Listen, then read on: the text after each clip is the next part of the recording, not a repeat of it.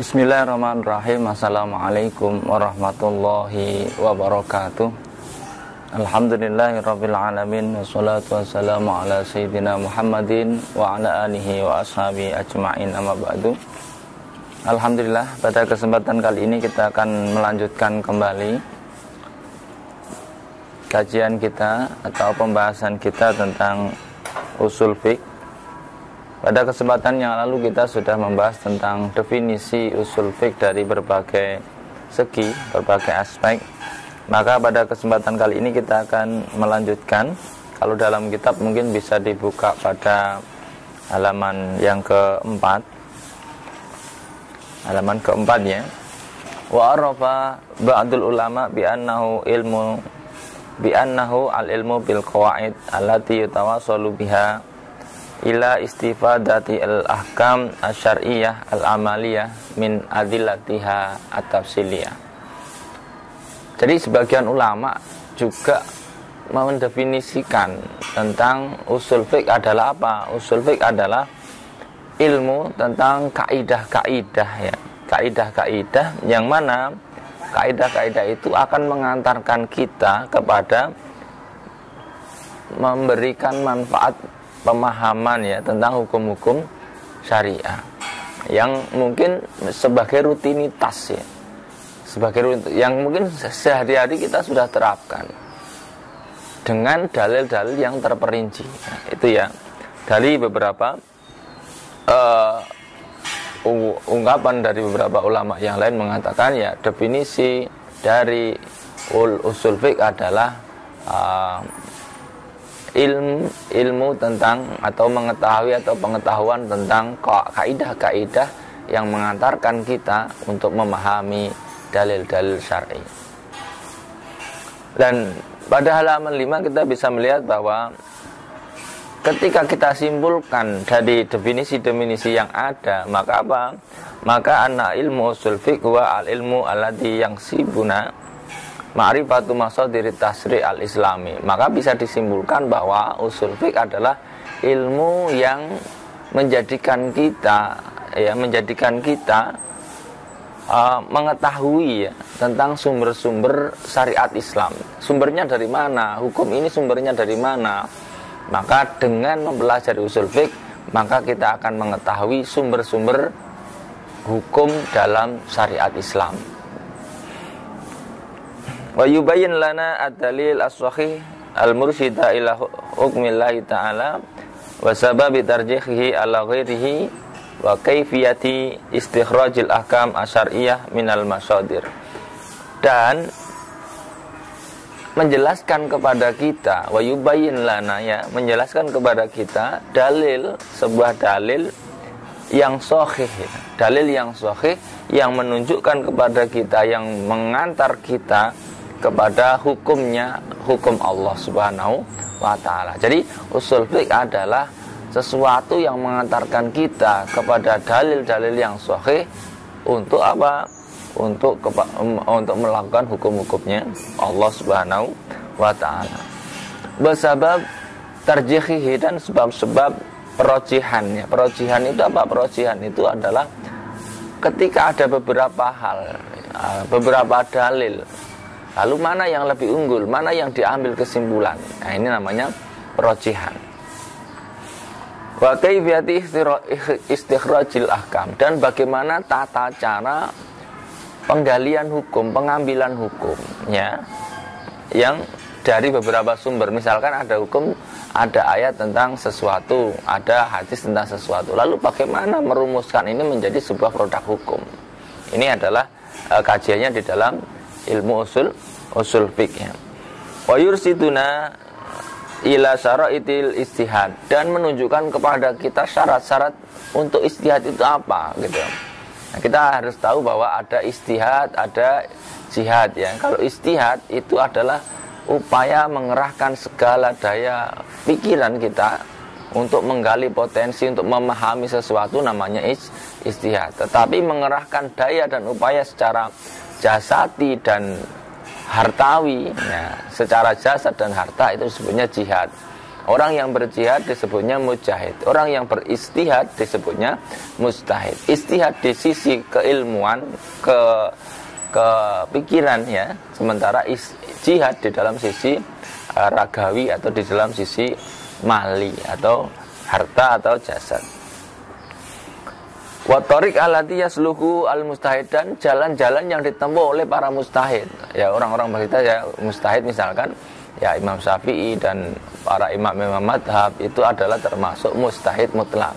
Lalu kita bagaimana? Kita bisa menjadi mustahid pribadi ya. Misalkan kita dalam satu hal tertentu nggak ada hukum di fikih atau ada masalah-masalah baru, maka kita boleh beristihad dengan tata cara yang sudah ada. Jadi kita bisa beristihad untuk memasak produk-produk yang mungkin belum ada di dalam etalase fikih yang sudah matang gitu ya. Maka kebiasaan sehari-hari kita kadang timbul masalah-masalah amaliyah yang baru yang belum ada hukumnya.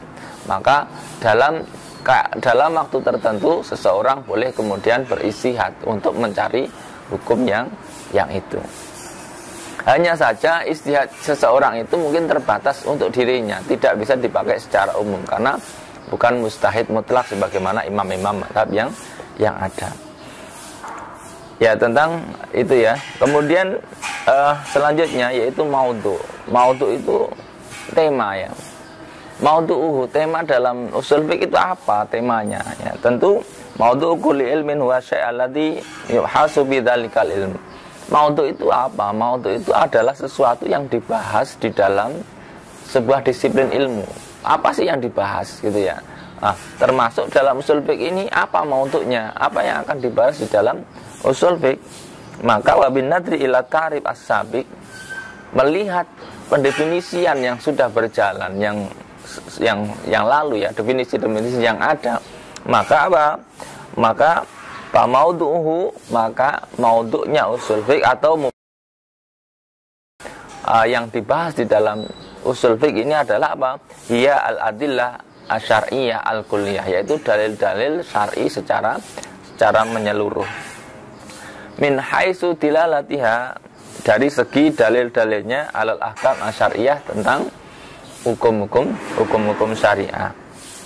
Ai isbatul adillah asyariyah lil ahkam wa subutul ahkam bil adillah asyariyah, atau dalam arti lain menetapkan dalil-dalil syar'i tentang hukum-hukum dan juga ketetapan hukum-hukum dengan dalil-dalil syar'i ya. Misalnya menetapkan sesuatu yang belum ada dalilnya dengan dalil, kemudian terjadi produk hukum, atau ada dalilnya terlebih dahulu lalu kemudian dimasak dan menjadi produk ketetapan hukum ya. Kalau di dalam garis besar bisa dikatakan bahwa dalam usul fiqh ini pembahasannya adalah al-isbat was subut. Isbat itu penetapan, subut itu ketetapannya, penetapan dan ketetapan. Maka bahasan dalam usul fiqh adalah apa? Penetapan dan ketetapan. Wa yuqal bil ikhtisar, maka bisa dikatakan dengan ringkas apa? Inna maudhu usul fiqh wa al-isbat was subut, yaitu apa? Maka dalam ringkasnya bisa dikatakan bahwa maudhu atau tema di dalam usul fiqh itu adalah al-isbat, penetapan, was subut dan ketetapan. Misalul dzalik qauluhu ta'ala aqimus shalah. Contohnya apa? Contohnya misalkan ada firman Allah dalam Al-Qur'an, misalkan apa? Aqimus shalah. Ada ayat mengatakan aqimus shalah. Apa aqimus shalah? Maka aqimus shalah adalah dalil syar'i, dalil yang menunjukkan apa? Yusbitu wujubus shalah. Dalil yang menunjukkan kewajiban tentang salat dan sebagainya. Atiuz zakat dan sebagainya. Hukum sholat sabitun bihi, maka hukumnya sholat itu akhirnya tetap dengan dalil tersebut. Wa bayanuhu anna jumlat aqimus shalah fi'il amr wa kullu amrin lil wujub wa yakunu aqimus shalah amrun lil wujub iqamatis shalah. Nah, dalam kaidah fikih kita ketahui bahwa ketika ada fi'il amar, maka amar itu wa kullu amrin lil wujub, maka setiap perintah, setiap fi'il amar di dalam ayat Quran pada asalnya adalah perintah sebuah kewajiban.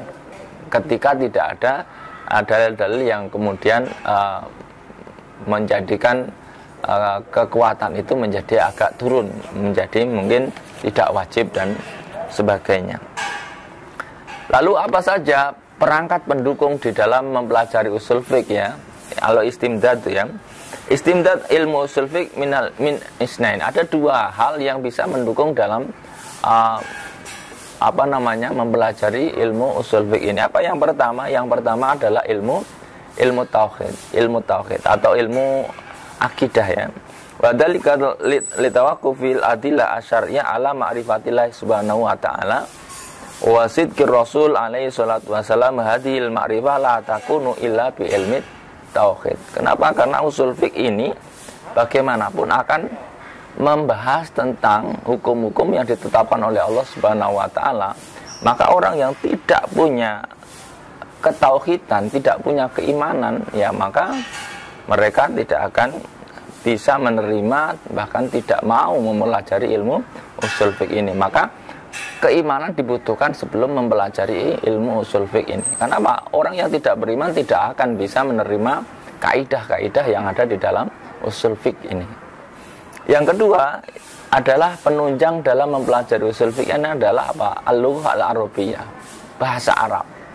Kenapa harus bahasa Arab kita kuasai sebelum kita memahami bagaimana menjadi mujtahid, bagaimana menjadi orang yang bisa menghasilkan hukum, menghasilkan fatwa misalnya. Kenapa? Karena li'anna al-kitab al-karim wa sunnah an-nabawiyah waradata bil lughatil arabiyyah. Karena apa? Al-Quran dan As-Sunnah Nabi itu datang sampai kepada kita dalam bentuk bahasa Arab ya.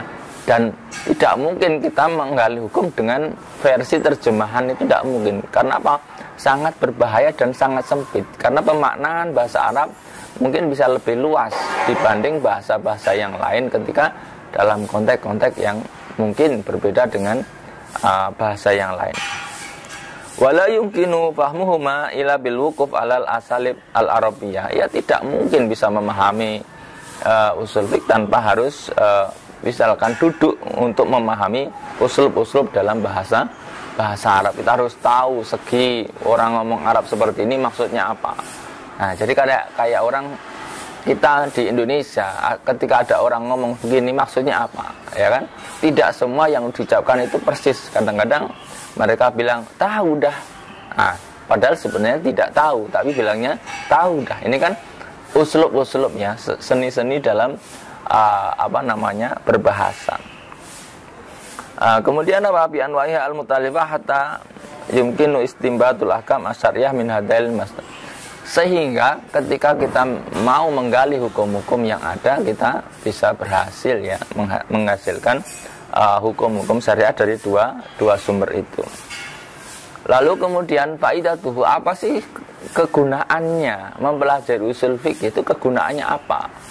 Apa? Li ilmi usul fiqh faidatan. Ada dua keutamaan, dua fungsi utama dalam mempelajari usul fiqh. Yang pertama apa?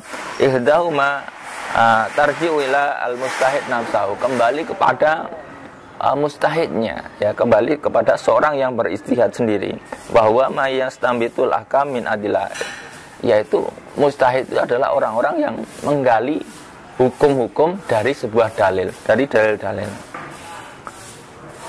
Kemudian wasanihima tarji' ila al-muqallid bahwa ma ya'khudhu tilkal ahkam minal mustahid. Yang kedua adalah kembali kepada orang yang menikmati hukum, yang tidak mau berpikir susah-susah, tetapi udahlah karena mustahid sudah menentukan ini haram misalkan, ya sudah saya ikut itu haram. Ini namanya orang yang muqallid, ikut saja tanpa mau berpikir, tanpa ingin tahu caranya gimana, tanpa ingin tahu dalilnya apa, yang penting hukumnya jelas. Oh ini bagaimana hukumnya, haram ya sudah.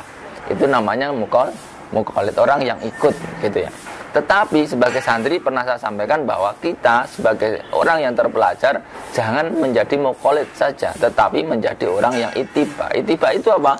Orang yang mengikuti disertai dengan pengetahuan tentang dalil-dalilnya. Jadi kalau Anda tahu ini hukumnya haram dan tahu dalilnya, itu fungsinya sudah masuk pada posisi ittiba, bukan hanya menjadi orang yang taklid. Amal ula fahiya qudratuhu alal istinbatil ahkam minal adilah. Maka sebagai seorang yang mustahid, amal ula yang pertama tadi maksudnya ya, maka apa? Maka dia punya kemampuan untuk menggali hukum ya dari dalil-dalil. Fa innal mustahid matakana aliman bi ahwalil adilah al-kulliyah istatu ayastambitul ahkam asyariyah minna. Ketika seorang mustahid itu mengetahui tentang kondisi dalil-dalil secara global, maka dia akan bisa mengambil kesimpulan sebuah hukum, sebuah produk hukum ya. Kalau dalil-dalil sudah sempurna, sudah bisa diketahui secara global, secara banyak ya. Jadi misalkan satu tema, dalil dikumpulkan semua, lalu kemudian diproses dan kemudian ketemu satu produk hukum yang bisa diterbitkan. Wa amasaniya, adapun yang kedua, seorang muqallid apa? Bahya jalul muqallid ala bayyinatin mimma fa'ala imamuhu inda istinbatil imbastihi lil ahkam. Maka apa? Muqallid ini akan mengikuti apa saja yang dihasilkan oleh imamnya. Jadi muqallid itu simpelnya ya orang yang follower sajalah. Jadi misalkan imamnya bilang apa ya hasilnya, misalkan imamnya ini bilang haram ya sudah haram, tanpa tahu bagaimana cara menghasilkan produk itu, tanpa tahu menghasilkan program apa bagaimana. Wa yuraqihi min khadid taqlid ila ittiba bal waqad yuraqibuhu ila darajatil istihya. Tetapi orang-orang yang mau belajar nanti bisa berkembang menjadi orang-orang yang ittiba. Ittiba itu apa? Mengikuti, kemudian sambil mempelajari dan mengetahui dalil-dalilnya. Maka tugas kita sebagai santri adalah paling tidak menjadi muttabi ini, orang-orang yang ittiba, jangan hanya muqallid. Nah, kalau sudah muttabi ittiba ini kemudian terus dikembangkan, maka bisa jadi nanti seorang santri menjadi ulama, menjadi apa? Mustahid, orang yang kemudian bisa menggali hukum ya, atau menjadi dewan fatwa dan sebagainya. Apalagi orang-orang yang mungkin sudah hafal Quran, tinggal ditambah hafal hadis, tambah sejarah dan sebagainya. Lalu bagaimana hukum mengajarkan usul fiqh ini ya? Tentu jelas ya, bahwa hukum ta'allum usul fiqh fardu ain ya, lima yatasaddar lil futya wal istihad. Fardu kifayah lal maju ilma. Orang-orang yang ingin menjadi ahli fatwa maka mempelajari usul fiqh ini hukumnya fardu ain. Tapi bagi orang-orang umum yang sekedar untuk seperti ini maka hukumnya fardu kifayah. Haitsu idza qama bi al-ba'du ala sabil kifayah. Pokoknya kalau sebagian umat ini sudah ada yang ahli di bidang fatwa, bisa pengambilan hukum, maka sudah cukup, tidak harus semua menjadi ahli fatwa.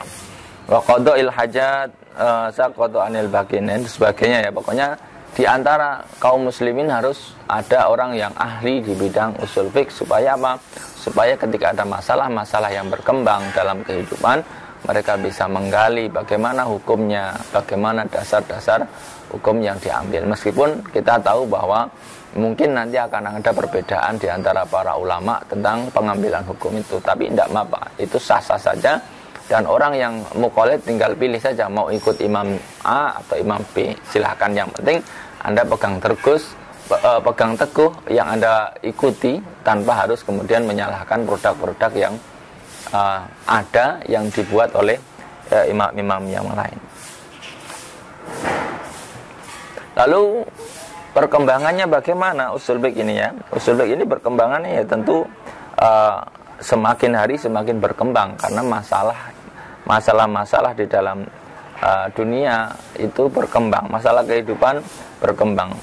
Qad bada'a hadzal ilmu bi suratil mudawwanah walidan ala syakli qawaid muntasirah kalamil fuqaha wa bainul ahkam wa qad kana al faqihat karul hukum wa daliluhu dan sebagainya ya. Wa qad qila inna awala man kadzaba fi usul fiqh wa Abu Yusuf sahibu Abi Hanifah walakin lam yasil ilaina syai'un min kutubihim.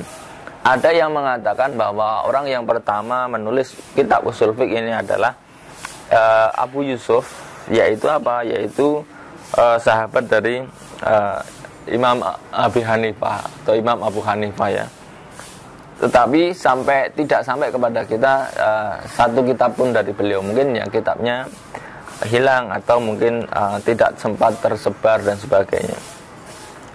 Wa syai indal ulama anna awalaman tawwana hadzal ilm wa kataba fihi bi suratin mustaqilah wa al Imam Muhammad bin Idris As-Syafi'i.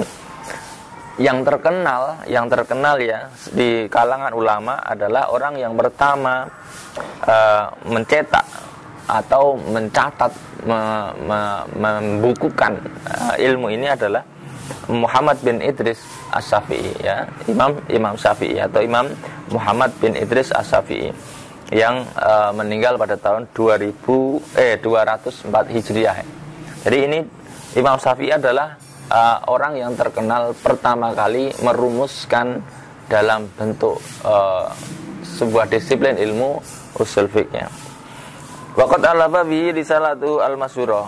Nah, kemudian Imam Syafi'i terkenal ya mempunyai namanya kitab Ar-Risalah. Itu adalah kitab konsep dalam pembentukan fikih madzhab Syafi'inya.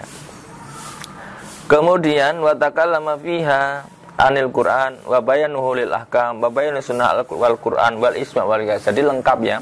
Ada pembahasan tentang ayatnya, ada pembahasan tentang hukumnya, ada tentang kaitannya dengan hadisnya, ada ijma'nya, ada qiyasnya ya.